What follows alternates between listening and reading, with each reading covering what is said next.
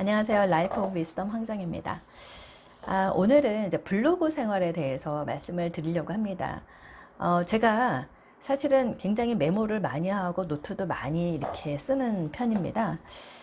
그래서 이제 이러한 노트를 하거나 메모를 하는 이유는 그때그때 생각을 이제 휘발성으로 이렇게 지나가 버리지 않도록 생각을 잡기 위해서 아이디어나 뭐 이런 것들이 연구 아이디어로 발전하려면은 좋은 아이디어가 생각났을 때 잘 기록을 했다가 발전을 시켜야 되니까 이제 노트하는 습관이 있고요.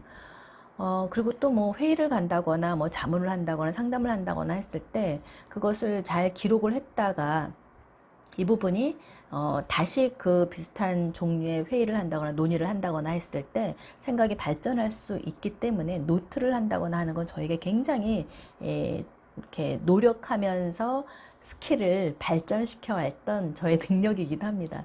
그런데 생각보다 이렇게 노트를 했던 것을 다시 보게 되지 않더라고요. 심지어는 이제 이사를 했을 때 이런 기록물들이 쌓이다 보니까 이 기록물들을 버려야 되나? 왜냐면 이제 다시 보게 되지 않으니까 생각보다 이렇게 막 들춰내면서 찾아보면서 보게 되지 않으니까 좀 더 효율적으로 메모를 하고 저장하고 보관하는 방법이 없을까라고 하면 고민하다가 블로그를 하게 됐어요. 그게 이제 딱 3개월이 됐습니다. 그런데 블로그를 하면서 느꼈던 게 생각보다 블로그를 통해서 제가 굉장히 효율적으로 노트를 활용하는 것 이상으로 효과를 보고 있어서 여러분께 소개를 하려고 합니다. 저는 블로그를 3개월을 하면서 지금까지 딱 260여 개의 내용을 저장을 했어요. 그런데 처음에는 이 블로그를 할 때 내가 노트를 보통 플래너를 쓰죠. 플래너를 쓸 때 보통 이제 플래너로 월간 기록이라든지 그다음에 데일리별 기록 체크리스트라든지 계획을 하는 것, 그리고 학교 생활, 제가 이제 학교가 직장이다 보니까 학교에서 여러 가지 이제 연구를 한다거나 학생을 대면한다거나 교과 개발을 한다거나 하는 그런 내용과 그다음에 연구 프로젝트에 따라서 이제 그 회의를 한다거나 했을 때 저장, 또 여러 가지 컨설팅을 할 때 그 컨설팅의 내용 이런 것들을 이제 저장하고 또 집안일과 관련해서 이제 뭐 이렇게 하는 그런 식으로 이제 여러 가지 섹터를 나눠 가지고 노트를 써 왔는데요. 요거를 블로그에 그대로 이제 옮겨서 아이템을 만들었어요.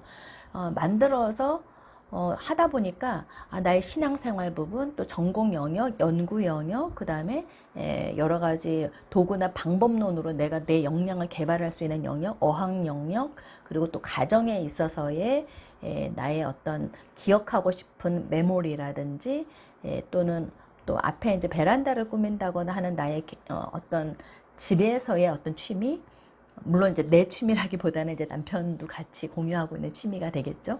그리고 이제 반려동물의 사진 이런 것들을 섹터별로 나눠서 이제 보관을 하면서 기록을 저장하다 보니까 그게 이제 3개월 동안에 260개가 쌓인 거예요.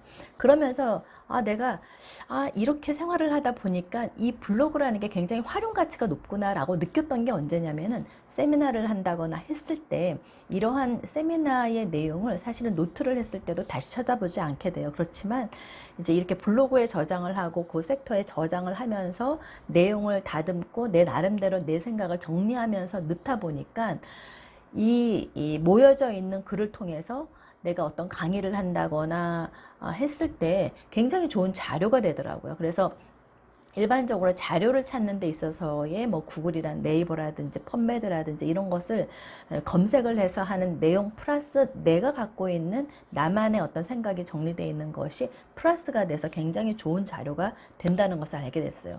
그래서 이런 부분을 여러분들한테 소개를 이제 하게 됐는데 사실 주변에 이런 것을 잘 알렸어요. 알렸더니 생각보다 잘 하시는 분이 없어요. 왜 그럴까? 나는 너무 좋은데 그래서 사실 나한테만 좋은 건가? 이런 생각이 들기도 했고요. 그리고 나처럼 좀 이렇게 여러 가지의 섹터를 공유하는 생활을 하는 그런 이제 직장인, 뭐 주부로도 여러 가지 이제 취미 생활이나 활동을 하는 분들에게 있어서는 저처럼 이제 블로그를 활용했으면 좋겠다라는 의미에서 그냥 영상으로 남기게 되었습니다.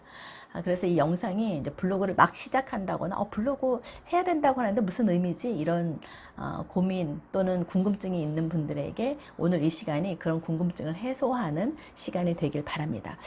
3개월 동안에 260여 개의 글을 올리고 또 그것을 또 활용하고 다시 읽어보고 또 알리고 공유하고 이러면서 느꼈던 것은 뭐냐면요. 블로그. 첫 번째는 내 자신의 삶이 어떤 삶을 살고 있는가를 아는 계기가 되었어요. 그래서 내가 내 생활이 나의 삶이 대체 어떤 삶의 내용으로 꾸며져 있는지를 사실 객관적으로 볼 수 있는 증거 이런 것이 이제 블로그인 것 같습니다. 그래서 내가 어디에 주로 흥미를 갖고 있고 어떤 주제에 관심을 갖고 있고 그리고 나에게 채워지지 않은 부족한 역량이 무엇인지 그리고 앞으로 더 알고 싶고 이것은 더 배워야 되겠다라고 하는 것은 어떤 부분인지 이런 것들을 블로그를 통해서 알게 되었습니다. 두 번째는요, 내가 앞으로 필요한 것이 무엇인지를 구체적으로 이 블로그를 통해서 블로그에 쌓여져 있는 나의 탐색이나 여러 가지 자료를 저장하면서 나는 이거 다음에 이걸 공부해야 되겠다. 그리고 전공이나 뭐 내가 이제 대학에 있다 보니까 학생을 가리키면서 이제 전공 분야도 세미나를 간다거나 또는 전문가들 회의를 통해서 나의 기록물을 이렇게 하나씩 이렇게 저장을 하면서도 이런 부분은 최신 경향으로서 많이 이렇게 화자되고 있고 또 최신 경향으로 부각되고 있는 지식의 영역이구나. 이런 것들을 조금 더 가시적으로 확인하고 직접적으로 피부에 와닿게 느낄 수 있는 그런 저작물이 됐다는 거죠. 그래서 어떤 기술, 배움, 도구, 방법론, 지식 이런 것에 있어서 구체적인 자신의 역량을 향상시킬 수 있는 영역과 내용을 확인할 수 있다는 장점이 있다는 거죠. 세 번째는요, 다른 사람을 관찰할 수 있다는 거예요.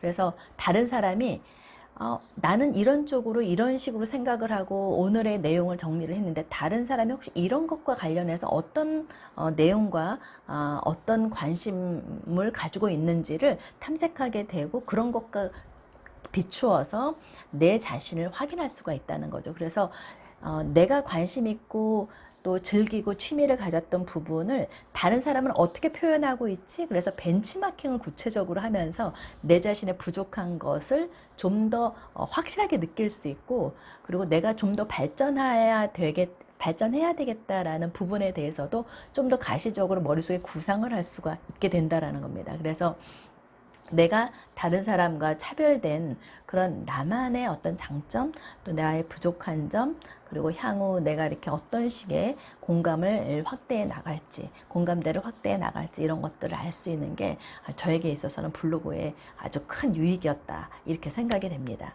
그래서 오늘 구체적으로 내가 어떤 식으로 블로그를 운영하고 있는지 사실 누구는 이제 블로그를 뭐 마케팅이나 이런 걸로 활용하는데 저 그런 거 전혀 아니고요.